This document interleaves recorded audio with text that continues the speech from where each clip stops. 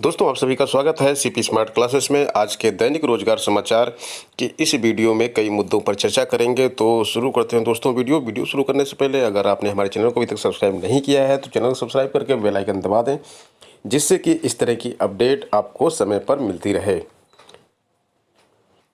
सबसे पहले आज की सबसे बड़ी खबर लेते हैं। LT ग्रेड शिक्षक भर्ती के अभ्यर्थियों के सत्यापन का कार्य शुरू हुआ। ये खबर सबसे ज़्यादा इम्पॉर्टेंट है, क्योंकि आज इसके बारे में जो राजकीय विद्यालयों में भर्ती होनी है, आज इसका आयोग की तरफ से इसका विज्ञप्ति जारी हो चुकी है। कल समाचार पत्रों में ये खबर आई थी तो उससे थोड़ी सी हड़कंप मच गई थी। जितने भी छात्रों ने एफिडेविट लगाया था उन सब के लिए ये किसी तानाशाही फरमान से कम नहीं है। तो देखिए समाचार पत्रों में अभी भी क्या लिखा हुआ है कि उत्तर प्रदेश लोक सेवा आयोग ने हिंदी व सामाजिक विज्ञान विषय को छोड़कर माध्यमिक शिक्षा विभाग को 13 विषयों का परिणाम भेज दिया है। अपर शिक्षा निदेशक राजकीय अंजना गोयल ने विज्ञप्ति जारी की है। कुछ चयनित अभ्यर्थियों के शैक्षिक अभिलेखों में उनके नाम, पिता के नाम या माता के नाम में त्रुटि है या भिन्नता है जो विधिक नहीं है। ऐसे अभ्यर्थियों ने आयोग के समक्ष शपथ पत्र प्रस्तुत किया है। नियमानुसार अभ्यर्थी का नाम जिस रूप में हाई स्कूल के प्रमाण पत्र पर अंकित है उसी प्रकार उसके सभी प्रमाण पत्रों पर होना चाहिए। इसके बाद ये जो विज्ञप्ति आई है समाचार पत्र में, इसको देख लेते हैं। यहाँ पर भी सेम वही चीज़ लिखी हुई है कि जो भी मिस्टेक हुई है उसको सही करवाना पड़ेगा। और इसमें जो विवाहित महिलाएं हैं उनके अगर सरनेम में कोई प्रॉब्लम है तो उसके ऊपर कोई दिक्कत नहीं है। जैसे किसी महिला का सरनेम शादी से पहले कुछ और था, शादी के बाद कुछ और हो गया, तो शादी के बाद जो उन्होंने क्वालिफ़िकेशन ली है उसमें जो सरनेम लगाया है वो सरनेम अगर हाई स्कूल के सरनेम से मैच नहीं करता है तो उनको किसी भी प्रकार की कोई प्रॉब्लम नहीं है, उनको कुछ भी नहीं करना है। और बाकी लोगों का जो हाई स्कूल में नाम लिखा था, जिस तरह से हाई स्कूल में जिस तरह के माता का नाम, पिता का नाम और छात्र का नाम था, वही नाम आगे चलना चाहिए। सभी डॉक्यूमेंट पे वही नाम आना चाहिए। और इन सभी के लिए जो भी मतलब इसमें लिखा हुआ है, प्रमाण पत्रों में विद्यमान अशुद्धि के संबंधित बोर्ड विद्यालय से शुद्ध कराकर उसकी स्व प्रमाणित छाया प्रति 15 दिन के भीतर अपर शिक्षा निदेशक राजकीय महिला शिक्षा निदेशक उत्तर प्रदेश प्रयागराज की प्रत्येक दशा में प्राप्त कराना सुनिश्चित हो। यदि निर्धारित अवधि के भीतर संशोधित अंक पत्र प्रमाण पत्र की छाया प्रति प्राप्त नहीं होती है और संबंधित अभ्यर्थी की नियुक्ति की कार्रवाई बाधित होती है तो उसकी संपूर्ण जिम्मेदारी अभ्यर्थी की होगी। तो मैडम जी, ये तो आपका एक तानाशाही फरमान है। ये जो आपने फरमान दिया है ऊपर, ये तानाशाही फरमान ही इसको कहा जाएगा। आप बताइए 15 दिन में कैसे ये सारी अशुद्धियाँ दूर कर पाएंगे छात्र, वो भी इस कोरोना काल में, जबकि बहुत सारे यूनिवर्सिटीज़ केवल नाम मात्र के लिए खुल रही हैं, स्टाफ वहाँ पे आ नहीं रहे हैं। और सारा काम जब नॉर्मल डे में चीज़ें खुलती हैं, यूनिवर्सिटी और कॉलेज खुलती हैं, तब भी एक महीना 1.5 महीना लग जाता है इन सब काम के लिए। तो आप 15 दिन में कैसे एक्सपेक्ट करती हैं कि ये काम हो जाएगा? और आपने जो ये विज्ञप्ति जारी की है, यहाँ पे 18 तारीख की डेट पड़ी हुई है। 18 तारीख की खैर आपकी ऑफिशियल डेट है, तो 15 दिन आज से माना जाना चाहिए, क्योंकि विज्ञप्ति आज समाचार पत्रों में आई है। तो आज से भी अगर 15 दिन माने तो भी 15 दिन का समय बहुत ही कम है। और जब ये सारी चीज़ें दे दी गई हैं, आपको शपथ पत्र दिया। शपथ पत्र किस लिए दिया जाता है? शपथ पत्र इसीलिए दिया जाता है कि इसको हम सही करवा लेंगे। लेकिन 15 दिन का समय तो बहुत ही कम है, इसके लिए तो ज़्यादा समय दिया जाता है। उत्तर प्रदेश लोक सेवा आयोग ने सहायक कुल सचिव परीक्षा का परिणाम घोषित किया है और लिखित परीक्षा में कुल 73 अभ्यर्थी सफल हुए हैं। यह परीक्षा 2018 की है। 21 पदों पर भर्ती होनी थी। 7 मार्च को प्रयागराज और लखनऊ के विभिन्न केंद्रों पर आयोजित की गई थी लिखित परीक्षा, जिसमें 997 अभ्यर्थी शामिल हुए थे। 997 अभ्यर्थियों में से 73 को सफल घोषित किया गया है। अब इस 73 में से 21 को चयनित किया जाएगा। आयोग के सचिव जगदीश के अनुसार परीक्षा के संबंध, प्राप्तांक, कट ऑफ और आदि की सूचनाएं अंतिम परीक्षा परिणाम घोषित होने के बाद दी जा सकेंगी। यह वो विज्ञप्ति है जिसमें परीक्षा परिणाम घोषित किया गया है और यहाँ पर आप अपना रोल नंबर देख सकते हैं। तो इस रोल नंबर में जो अगर ये जो लिस्ट बनी हुई है कैंडिडेट्स के रोल नंबर की, अगर आपका रोल नंबर इसमें है तो आप पास हैं और आपको अब आगे की तैयारी करनी होगी। इसका स्क्रीनशॉट ले लीजिए। अगर आपने परीक्षा दिया है तो अपना रोल नंबर यहाँ पे देख लीजिए। 69,000 शिक्षक भर्ती के छात्रों के लिए एक सफलता वाली न्यूज़ है, सफलता अर्जित हुई है इनको। जो सफल अभ्यर्थी हैं उन्होंने अगर आवेदन में त्रुटि की है तो उनको राहत दी गई है और त्रुटि सुधार का मौका उनको दिया जाएगा। हालांकि असफल अभ्यर्थी जो हैं उनको राहत नहीं दी गई है, उनकी याचिकाएं खारिज कर दी गई हैं। तो जब अभ्यर्थी असफल है तो उसको त्रुटि करके वहाँ पे क्या होगा फ़ायदा, तो उससे कोई हाई कोर्ट लगा इनसे, मतलब इनको त्रुटि करने का देने से कोई मतलब ही नहीं है, इसलिए उनकी याचिका निरस्त कर दी गई। देखिए यहाँ पर लिखा हुआ है 69,000 सहायक शिक्षक अध्यापक भर्ती परीक्षा में शामिल ऐसे अभ्यर्थियों की हाई कोर्ट ने राहत दी है जो लिखित परीक्षा में सफल है मगर ऑनलाइन आवेदन भरने में गलती कर दी थी। जबकि कोर्ट ने ऐसे अभ्यर्थियों को राहत देने से इनकार कर दिया जो परीक्षा में सफल नहीं हुए और ऑनलाइन आवेदन में भी गलती की है। वहीं कोर्ट ने ओएमआर शीट में गलती करने वाले अभ्यर्थी की याचिका भी यह कहते हुए खारिज कर दी कि जो ओएमआर शीट पर दिए निर्देशों को समझने में नाकाम रहा वह सहायक अध्यापक बनने के योग्य नहीं है। तो सब मिला के कोर्ट का कहना यह है कि जो योग्य अभ्यर्थी हैं उनको तो संशोधन का मौका दिया जा सकता है, लेकिन जो अयोग्य हैं उनको संशोधन का मौका नहीं दिया जाएगा। तो यहाँ पर दिक्कत उन छात्रों को आएगी जिन्होंने मार्क्स भरने में गलती की है। मान लीजिए किसी ने अपने बीएड या बीटीसी या फिर के जो मार्क्स हैं, शैक्षिक मार्क्स जो है उन्होंने भरने में गलती कर दी और उसी के कारण वो असफल हो गए क्योंकि वो मेरिट में नहीं आए।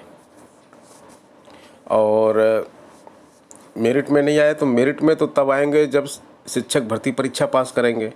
तो शिक्षक भर्ती परीक्षा अगर आपने पास की है तो आप अपना जाकर संशोधन कर सकते हैं, लेकिन अगर आपने शिक्षक भर्ती परीक्षा ही नहीं पास की है तो संशोधन करने का कोई फ़ायदा ही नहीं है, इसलिए आपको वो मौका नहीं दिया गया है। अब रही बात ओएमआर शीट वालों की, तो ओएमआर शीट तो एक पन्ने की ओएमआर शीट होती है और अपेक्षा की जाती है कि आप शिक्षक बनने जा रहे हैं तो ओएमआर शीट पे इतने सारे दिशा निर्देश दिए होते हैं, उन सबको पढ़कर बहुत ही और काफ़ी टाइम भी दिया रहता है आपके पास उस ओएमआर शीट को भरने के लिए।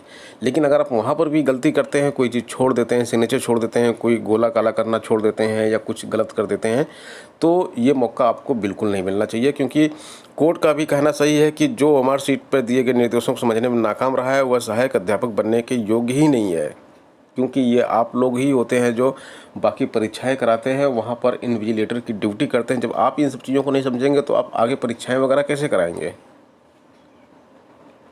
अगली न्यूज़ दोस्तों एसएससी की है। एसएससी में जो बहुचर्चित यूएफएम कमेटी थी उसकी रिपोर्ट 30 जून तक आ जाएगी। आयोग ने सीएचएसएल परीक्षा में अभ्यर्थियों को यूएफएम नियम के तहत कर दिया है अयोग्य। तो सीएचएसएल की जो परीक्षा हुई थी उसमें यूएफएम रूल लगाकर बहुत से अभ्यर्थियों को अयोग्य करार दिया गया था। इसके बाद इस कमेटी का गठन किया गया था और इसकी रिपोर्ट जो है अब 30 जून तक आनी है। देखिए यहाँ पे लिखा हुआ है एसएससी सीएचएसएल परीक्षा में 4,500 से ज़्यादा अभ्यर्थियों को यूएफएम के तहत अयोग्य कर दिया गया था। इस पूरे मामले की जाँच के लिए एसएससी के पूर्व चेयरमैन ब्रज राज शर्मा ने एक कमेटी का गठन किया था और आयोग के एक वरिष्ठ अधिकारी के अनुसार जांच कमेटी की रिपोर्ट जो है 30 जून तक आ जाएगी। तो इससे राहत मिलेगी छात्रों को। टेक्नीशियन के पदों पर आवेदन कर सकते हैं। उत्तर प्रदेश में बिजली विभाग में ये भर्ती निकली हुई है। पदों की संख्या 608 है और आयु सीमा 18 से 40 है। वेतन 27,000 से 200 है और सीबीटी के बेस पर चयन किया जाएगा, यानी कि कंप्यूटर बेस्ड टेस्ट होगा, ऑनलाइन परीक्षा होगी आपकी। आपके पास क्वालिफिकेशन क्या होना चाहिए? हाई स्कूल जो है विज्ञान एवं गणित से होना चाहिए या समकक्ष परीक्षा होनी चाहिए। संबंधित विषय में 2 वर्षीय अखिल भारतीय अथवा राज्य व्यावसायिक प्रमाण पत्र एवं अन्य पात्रताएँ। राज्य व्यावसायिक प्रमाण पत्र यानी कि आईटीआई की आपके पास सर्टिफिकेट होना चाहिए 2 साल का। आवेदन शुल्क 1,000 व 700 रुपये है। वर्गानुसार है ये, आप जिस वर्ग के हैं उसके हिसाब से होगा। अंतिम तिथि 22 जुलाई 2020 है और इसके बारे में डिटेल इन्फॉर्मेशन आपको एक दूसरे वीडियो के माध्यम से मैं दूंगा, जहां पर सारी चीज़ें इसकी क्लियर की जाएंगी। दोस्तों एसएससी ने एसआई सीपीओ परीक्षा 2020 के लिए नोटिस जारी कर दी और इसका डिटेल वीडियो मैं आपको उपलब्ध करवा चुका हूं। आप वो वीडियो देख सकते हैं। Sub inspector executive Delhi police में और सीएपी जीडी में महिला एवं पुरुषों के लिए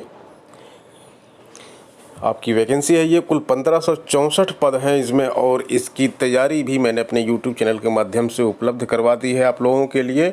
सत्या सर इसमें रीजनिंग और मैथ पढ़ा रहे हैं, तो उनकी वीडियो जो है इसी परीक्षा पर आधारित हैं, तो आप उनकी वीडियोस देखकर पढ़ाई अपनी कर सकते हैं, तैयारी कर सकते हैं। अगर आपने अभी तक आवेदन नहीं किया है तो 16 जुलाई इसकी लास्ट डेट है, आप आवेदन कर सकते हैं। बीटेक बीई किए हुए ग्रेजुएट, डिप्लोमा और एमबीए और आईटीआई के छात्रों के लिए एक गुड न्यूज़ है। 125 पदों पर अप्रेंटिस का अवसर मिला है, और ये अवसर मिल रहा है आपको पावर ग्रिड कॉरपोरेशन की तरफ से। पावर ग्रिड आप लोग जानते होंगे, एक पब्लिक सेक्टर है और ये नवरत्ना पब्लिक सेक्टर है, और इससे काफ़ी ज़्यादा देश को अर्निंग होती है। 15,000 रुपये, 12,000 रुपये और 11,000 रुपये आपको स्टाइपेंड मिलेगा। 11,000 आईटीआई को मिलेगा, 12,000 डिप्लोमा को मिलेगा, 15,000 डिग्री वालों को मिलेगा। तो ये आपको मंथली स्टाइपेंड मिलेगा। 1 साल की आपको ट्रेनिंग दी जाएगी। 26 जून लास्ट डेट है फॉर्म भरने की, और इसकी पोस्टिंग जो होगी दिल्ली, उत्तर प्रदेश, राजस्थान, हरियाणा एवं उत्तराखंड के राज्यों में आवश्यकता के अनुसार होगी। तो जहाँ पर जैसी आवश्यकता होगी वहाँ पर पोस्टिंग की जाएगी। इन राज्यों में से आप अप्लाई कर सकते हैं इसमें, अगर आप अप्रेंटिस करना चाहते हैं तो। 4,80,000 अभ्यर्थी हाई स्कूल और इंटरमीडिएट की परीक्षा का रिजल्ट आने से पहले ही फेल घोषित कर दिए गए हैं। ये फेल घोषित क्यों किए गए हैं? क्योंकि ये रिजल्ट तो अभी 27 जून को 12:30 बजे जारी किया जाएगा, तो पहले कैसे फेल कर दिए गए? तो इसमें फेल इसलिए किए गए हैं क्योंकि जितने लोगों ने पंजीकरण कराया था इंटरमीडिएट में और हाई स्कूल में, उनमें से दोनों हाई स्कूल और इंटरमीडिएट दोनों मिलाकर 4,80,000 छात्र परीक्षा में नहीं बैठे हैं। तो उनकी मार्कशीट के सामने फेल लिखकर पहले से ही आ गया है। तो मार्कशीट जो बनाई जा रही है, रिजल्ट जारी किया जा रहा है, तो इन छात्रों के सामने फेल लिख दिया गया है, क्योंकि ये परीक्षा में बैठे ही नहीं है, इन्होंने परीक्षा दी ही नहीं है। 69,000 शिक्षक भर्ती में देखिए अभी चंद्रमा मिल नहीं रहे हैं, और फरार नकल माफिया हैं ये, और इनकी जहां भी छिपे होने की आशंका होती है एसटीएफ वहां पर छापा मारती है, लेकिन अभी तक ये फरार चल रहे हैं। कौशाम्बी में कई ठिकानों पर छापा मारा गया, लेकिन ये वहां पर नहीं मिले। नैनी व करनैलगंज के 2 केंद्रों पर सामने आए थे मामले, जिसमें कि अभ्यर्थियों के पास चिट मिली थी, सॉल्व चिट मिली थी, और इसके मामले की पड़ताल में अब एसटीएफ जुड़ गया है। वहीं दूसरी तरफ रिमांड पे जो नकल माफिया लिए गए हैं केएल पटेल, उनसे घंटों पूछताछ की गई। पूछताछ में कुछ जानकारी हासिल नहीं हो सकी। एक ये भी चीज़ें यहाँ पे देखिए क्लियर कर दी जा रही हैं कि कोई भी चीज़ जो है उनको जानकारी, पुख्ता जानकारी और नहीं मिली जो पूछताछ की गई है, लेकिन घंटों उनसे पूछताछ की गई थी।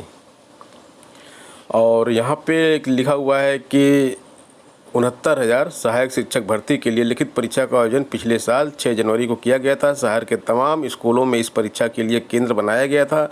एसटीएफ को पड़ताल में पता चला कि परीक्षा के दौरान शहर व नैनी स्थित 2 केंद्रों पर 2 महिला अभ्यर्थी सॉल्व चिट के साथ पकड़ी गई थीं। एक मामला नैनी स्थित हेमवती नंदन बहुगुणा राजकीय स्नातकोत्तर महाविद्यालय व दूसरा शहर के कटरा स्थित राजकीय बालिका इंटर कॉलेज का था। तो ये 2 जो महिलाएं पकड़ी गई थी, इनकी भी तलाश की जा रही है कि इनको चिट कहाँ से मिली थी, कैसे इन्होंने चिट प्राप्त की थी, और पेपर लीक के साक्ष्य के रूप में इसको रखा जाएगा।